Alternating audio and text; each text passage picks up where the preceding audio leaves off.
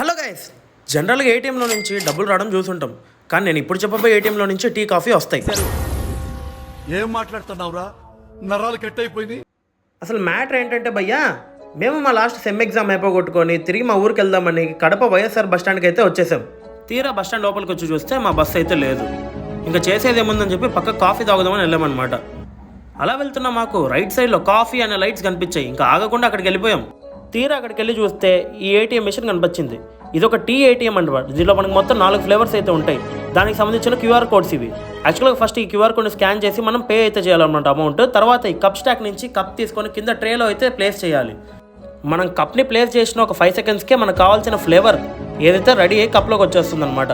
So ఇది ఈ tea ATM concept. So ఈ ఏటీఎం ఉండే ఎగ్జాక్ట్ లొకేషన్ ఎక్కడంటే మన కడప వైఎస్ఆర్ బస్ స్టాండ్ ఎంట్రన్స్లో లెఫ్ట్ సైడ్ ఉంటుందన్నమాట. So guys, signing